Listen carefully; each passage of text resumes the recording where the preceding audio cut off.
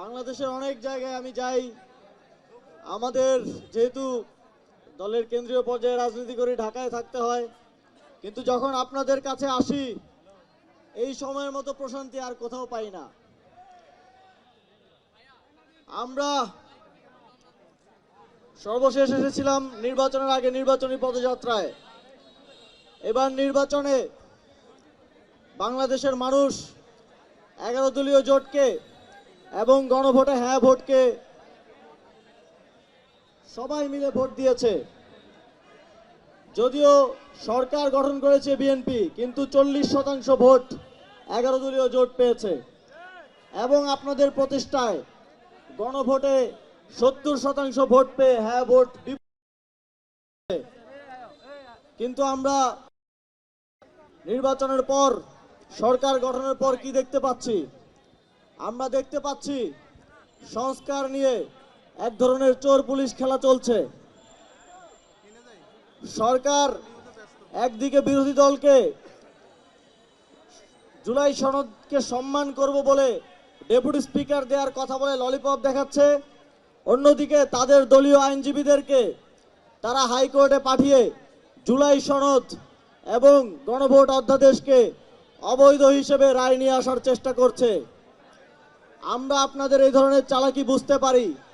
আপনারা যদি মনে করেন রাজনীতি একমাত্র আপনারাই বুঝেন এবং বাংলাদেশের মানুষকে দীর্ঘদিনের মতো বারবার বোকা বানিয়ে বাংলাদেশের জনগণের যেই প্রাপ্য অধিকার, বাংলাদেশের জনগণের ভোট দেওয়ার মধ্য দিয়ে গণভোটে হ্যাঁ ভোটকে জয়যুক্ত করে যেই সংস্কারের অধিকার, সেই অধিকার কেড়ে নিয়ে আপনারা শুধুমাত্র একটা ডেপুটি স্পিকার, ছোট ছোট ললিপপ এগুলোর রাজনৈতিক দলগুলোকে দিয়ে বুঝ দেওয়ার চেষ্টা করবেন, আর বাংলাদেশের মানুষ সেটা বুঝবে না।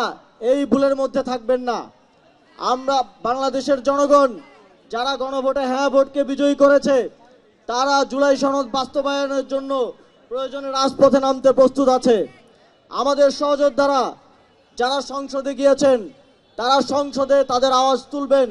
তারা আমাদের প্রতিনিধি হিসেবে সেখানে সংস্কার বাস্তবায়নের জন্য, এদেশের মানুষের অধিকার বাস্তবায়নের জন্য আওয়াজ তুলবেন এবং আমরাও রাজপথে প্রস্তুত থাকব। যদি আমরা দেখি জুলাই সনদ বাস্তবায়নের ক্ষেত্রে এই ধরনের পায়তারা চলমান রয়েছে, তাহলে আমরা সারা বাংলাদেশে রাজপথে নামার জন্য প্রস্তুত হয়ে থাকব। কুমিল্লার জনগণ, আপনারা প্রস্তুত আছেন না?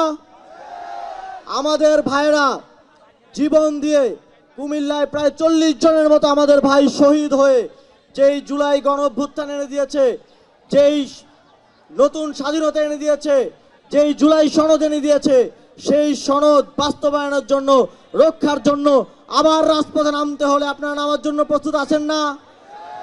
আমরা সব সময় প্রস্তুত আছি। জুলাই গণঅভ্যুত্থানে এই কুমিল্লার বাড়িতে সর্বপ্রথম হামলা করা হয়েছিল। হামলা করার পর এই কুমিল্লার ভাইয়েরা সর্বপ্রথম 11ই জুলাই তারা রুখে দাঁড়িয়েছিল এবং আপনারাই সর্বপ্রথম সেদিন সারা রাত এইখানে মহাসড়ক অবরোধ করে রেখেছিলেন এবং আপনাদের এই সাহস সারা দেশে ছড়িয়ে পড়েছিল এবং জুলাই গণঅভ্যুত্থানের রূপ নিয়েছিল। বাংলাদেশ সেই সময়টা ভুলে যায় নাই।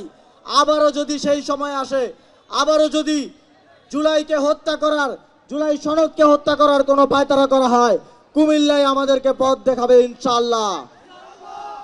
সুতরাং আমরা সরকার দলকে আহ্বান জানাবো, আপনারা আমাদের শহীদদের প্রতি সম্মান জানিয়ে, আপনারা জুলাই গণঅভ্যুত্থানের যেই শহীদদের পরিবার সর্বোচ্চ আত্মত্যাগ করেছে তাদের প্রতি সম্মান জানিয়ে, আমাদের আহত ভাইদের প্রতি সম্মান জানিয়ে সংবিধান সংস্কার পরিষদের শপথ নিন, জুলাই সনদ বাস্তবায়নের দিকে আগান। আমরা আপনাদেরকে সর্বাত্মক সহযোগিতা করব। কিন্তু আপনারা যদি সেটা না করেন, বাংলাদেশের জনগণের সাথে প্রতারণা করেন, তাহলে আপনাদেরকে আজকে স্পষ্টভাবে বলে দিতে চাই, আপনারাও শান্তিতে সরকার পরিচালনা করতে পারবেন না। যদি আপনারা শান্তিতে সরকার পরিচালনা করতে চান, বাংলাদেশের মানুষকে সাথে নিয়ে, বাংলাদেশের মানুষের যেই সংস্কারের প্রতি ম্যান্ডেট, সেই ম্যান্ডেটকে মেনে নিয়ে, প্রতারণার আশ্রয় না নিয়ে সামনের দিকে সবাইকে সাথে নিয়ে এগিয়ে নিয়ে যেতে হবে এবং সেক্ষেত্রে আমরা সবাই মিলে তাদেরকে সহযোগিতা করব। যদি তা না হয়, তাহলে আমাদেরকে ভিন্ন পথ, রাজপথ বেছে নিতে হতে পারে। আপনাদের সকলকে ধন্যবাদ জানিয়ে এবং আগামীর দিনে জাতীয় নাগরিক পার্টির সাথে থাকার জন্য আহ্বান জানিয়ে আগামীর যেই লড়াই, সেই লড়াইয়ে আমাদের কাঁধে কাঁধ মিলিয়ে আপনারা আমাদের সাথে লড়াই করবেন, সেই প্রত্যাশা ব্যক্ত করে আমার বক্তব্য শেষ করছি। ইনকিলাব জিন্দাবাদ, জাতীয় নাগরিক পার্টি এনসিপি জিন্দাবাদ।